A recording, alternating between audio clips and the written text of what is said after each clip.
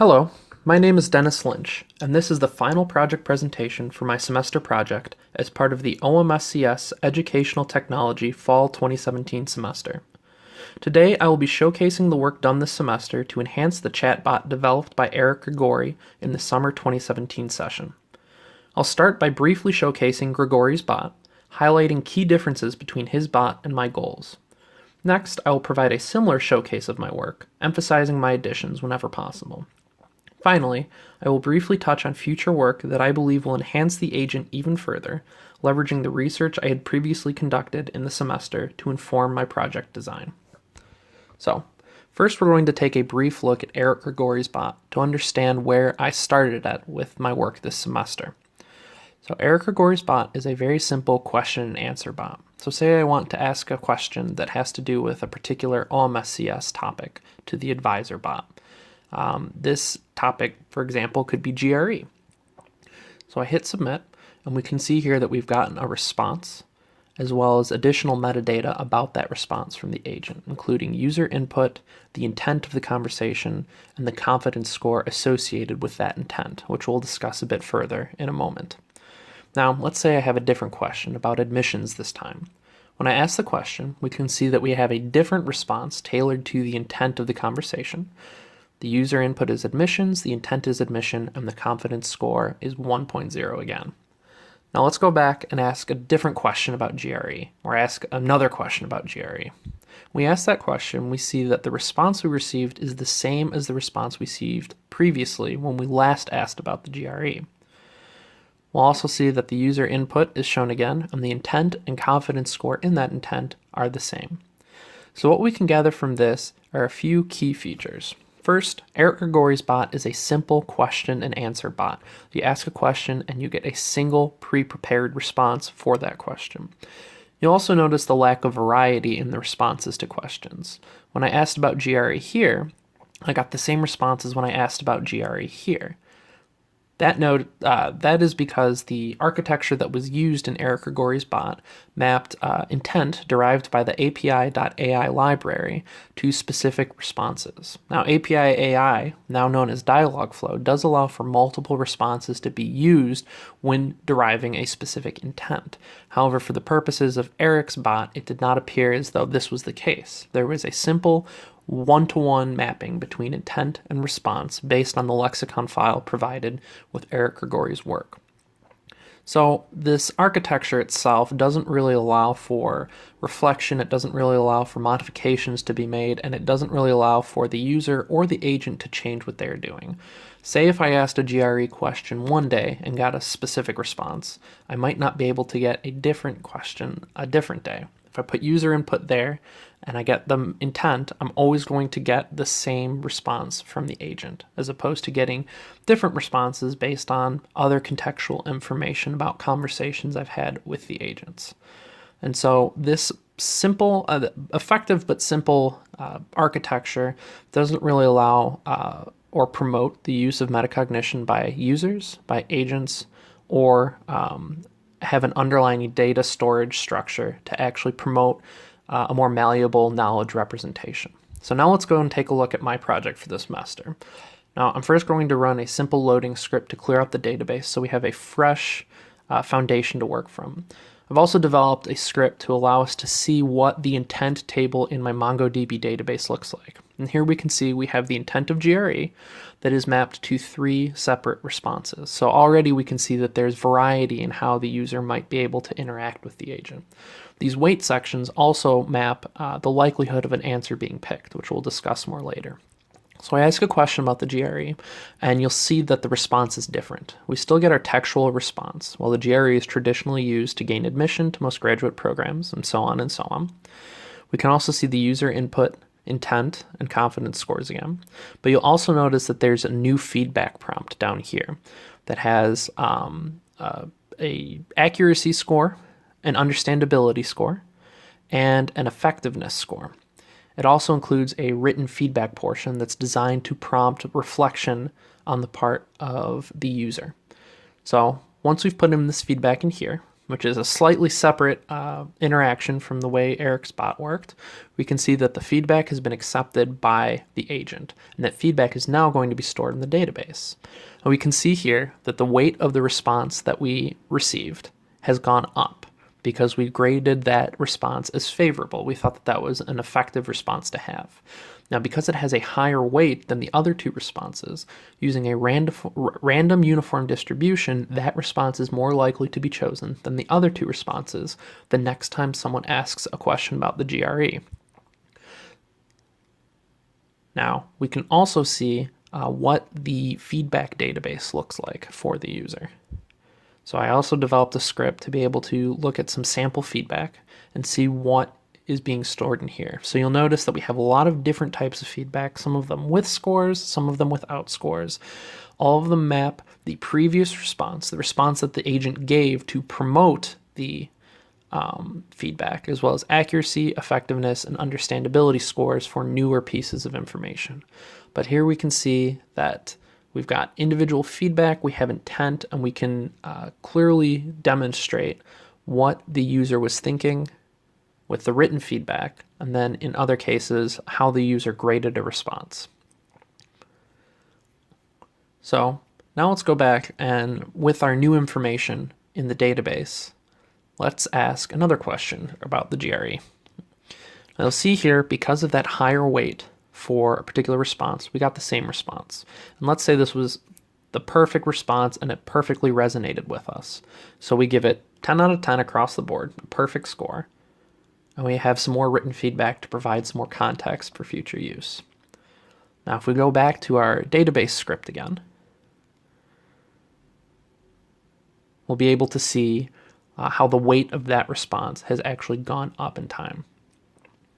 And because of this higher weight, it is even more likely for us to be able to see that response in the future because we've continually positively reinforced that response for the agent. You'll see here the weight went from 19.5 to 24.75.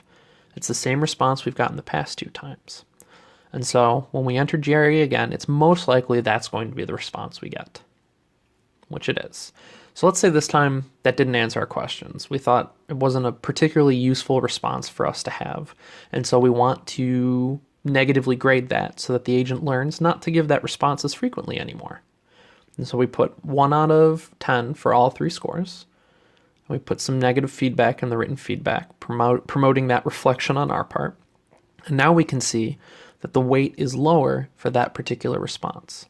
And so if we ask the question again, because the responses are roughly chosen at random at this point, we can see a different response was given. And let's say that actually answered our question. We got a different response to our question that is more helpful to what we were thinking about. And so we enter in that positive feedback, and we can see that while the score for the previous response stays low, the score for the new response has gone up based on the grades that we provided for the agent. So if we can take a minute to understand a bit more about the architecture of the agent, we know that the data is stored in a MongoDB database, and we can see things like the weight of the response for individual questions. Now, the weights of these responses are actually associated with the likelihood that a particular response is going to be mapped to a conversational intent. So we use the API.ai library to actually derive the intent of the conversation, and for all possible responses for that intent, we assign a certain number of buckets and a uniform distribution for each response. We then have the application choose at random from one of those buckets, and that's the response that gets chosen. And so higher graded responses are going to be more likely to be chosen, and lower graded responses are less likely to be chosen. However, we never zero out a particular response so that we aren't starving the agent and preventing different types of responses from being given. Because a multitude of users can use a single application on a single database instance, it's possible that user A might find one particular response more interesting than another and would grade it differently. However, if the answers were starved, if we could never actually get to a particular response because its weight was at 0, then we'd never be able to have that information, we'd never be able to prompt the user to reflect on that information, and we wouldn't be able to improve the effectiveness of the agent moving forward. So because the Dialogflow platform allows us to map information we can get all of these different responses by taking a single intent and using a webhook to actually go into the database and figure out what individual response we want to pass back to the user. And so each of these individual responses has been added into a lexicon, and more responses can be added in based on other preferably authentic sources, and would also get their own weights and intents mapped to them. And so then we'd be able to go back into the agent and be able to get this sort of response, this sort of interaction where we have the feedback that is promoting a reflection by the agent and the user. The written feedback primarily is for the user's benefit. It's not actually used right now to inform the behavior of the agent, but it's used to promote that reflection, mapping expectations and understanding to the response given by the agent. And then the numeric feedback that's been added is actually used to grade the agent and to change the behavior of the agent moving forward. Now, as we'll talk in the future work section, it's possible that the intent of this particular graded feedback, while it provides a foundation, it might not be the most optimal way of actually handling these interactions. And so when we get these weights here in the intent feedback, that's sort of like a foundational score. The weight itself is very subjective, and so when we have a subjective weight assigned to a response, it's possible that user A might not actually have the same reaction to a response that user B might. And so because we're using this single database and having subjective weights, things that are viewed as positive or negative, or in this case average, where no one's really interacted with that response yet, they might have different views about whether something benefits the user or doesn't benefit the user. And so then that is potentially a problem that would need to be worked out in the future. So discussing this future work, I think the first thing that needs to occur is a better feedback system needs to be implemented. So this feedback system right here is definitely a foundational feedback system, and it allows the user to reflect on their interaction, and it allows the user to provide feedback to the agent so the agent can reflect in a way on its actions and modify its behavior to try and find a more optimal behavior. Hopefully, future work will indicate better ways to leverage metacognitive capabilities and be able to take this kind of interaction and make it more useful, make it more effective. The next thing, taking this written feedback and being able to parse that feedback, I think would be another useful piece of future work. The written feedback right now isn't really helping the agent learn. It's helping the user reflect on their interactions. By being able to use natural language processing tools, I think it would be more effective to have that written feedback actually provide both the quantifiable data that would grade the agent as well as the qualitative data. Now finally, I'm highlighting this session time here to point out what I think is the last piece of future work that could really be helpful, creating personalized profiles. So right now the session time is actually a single session time. Everyone uses this agent one at a time in a particular session, but I think it would be more useful to tie these sessions to individualized user profiles. If we have a particular user that thinks that this response is useful for the question GRE, while a different user thinks that response is useful for the question GRE, we would want to be able to separate out those pieces of feedback so that user A could get questions more in line with that, and user B could get questions more in line with that. And hopefully by having these personalized profiles, we could further augment the capabilities of this agent so that it would be more useful in complex domains for users to actually interact with the agent and not have data from other users affect their interactions. Thank you.